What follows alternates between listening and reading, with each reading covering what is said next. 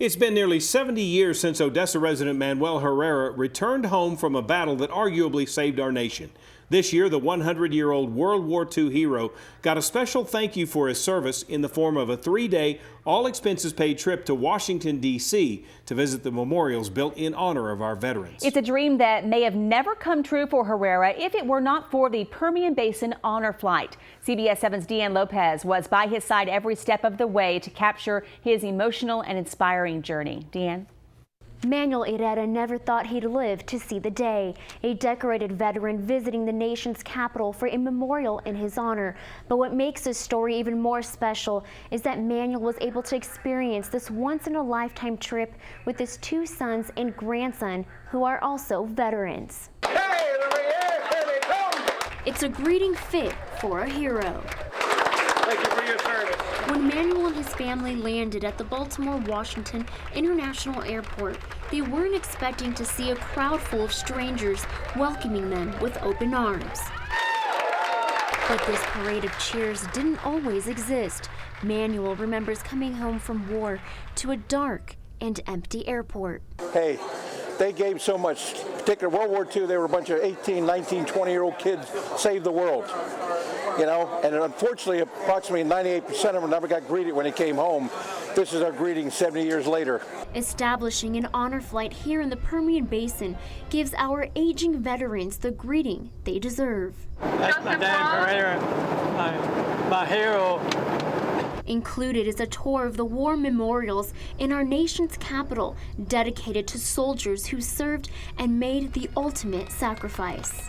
Manuel, his sons Ruben and Eliseo, both veterans who served in the Vietnam War, his grandson Jimmy Ben, who served in the Desert Storm, and one of his many granddaughters, Tammy Herrera's first stop was the World War II Veterans Memorial.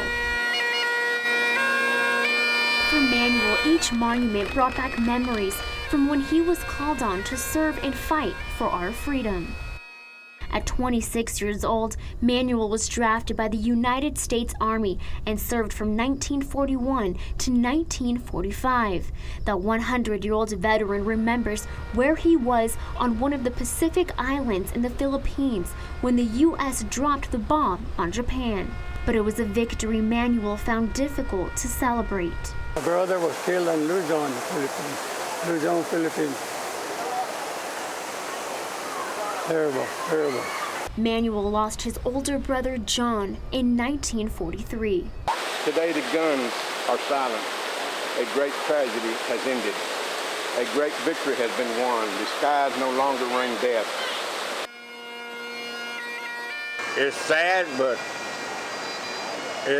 it's our part of our history.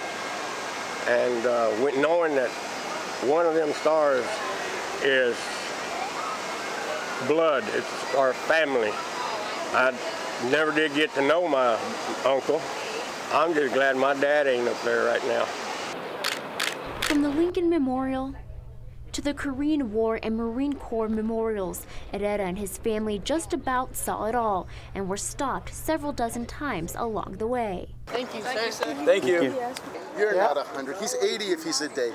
How are you doing, mi amigo? The respect that Manuel and his family received warmed their hearts as well as those with the Permian Basin Honor Flight. People from all generations and frankly from all the different countries are stopping them, thanking them for what they did, shaking their hands, and I've never seen more hugs given to these senior citizens in my life than what we're getting here.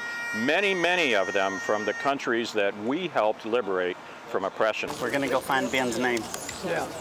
Ben Herrera was the third of Manuel's 14 children and the first to follow in his father's footsteps of becoming a soldier. Oh, the Ben was oh gosh, he was my right arm. He was a smart kid. Sometime in December of 1967, Ben was drafted to the Army just as his father was. But 8 months later, Manuel and his family were given heartbreaking news. He got sent to Vietnam in June, and he was killed in action August 10th, 1968. It was a sniper fire. They were on patrol, and they was asked to have a person appointed as a point man, and the person that was to be appointed decided he didn't want to do it, so my brother said that he would do it. Ben took only but a few steps before he was shot and killed at the age of 20. The family saw Ben's name on the memorial wall together for the first time. I'm not son.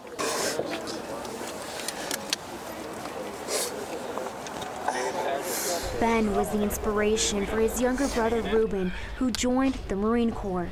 Ruben was just weeks away from graduating boot camp when he was given the news of Ben's death.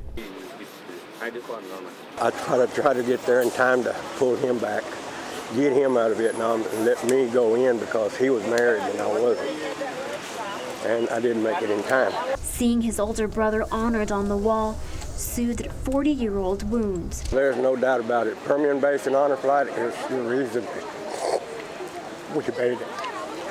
You know. And I owe everything to the flight. Honor Flight is awesome. Awesome. The heartache, tears, and happiness brought the Iretas closer. How can you not be touched by that? We have, 3 or 4 generations that are standing there, all of which have served. I mean, you cannot ask for a better representation of a family giving to this country than the Herreras. Just the things that we've been able to share these past 3 days has been remarkable. I mean, I've learned so many different things about him, but it's like these last 3 days, like I said, we've learned more about different things about one another. And you just see this unspoken bond between all of the veterans, and it's very touching. It really gives you a whole new outlook, and you just feel really honored to be in their presence. I feel proud of him, every one of them. I had a wonderful, wonderful family. It was truly an honor to capture so many memories that the Ireta family shared together. Now we have much more footage from this trip and actually have a supplementary piece on the Ireta family's journey in Washington, D.C. We'll have that video up on our website at CBS7.com tomorrow night. Reporting for CBS 7 News, I'm Deanne Lopez. Deanne, thanks. Everybody should get a chance to go on that flight. Amazing.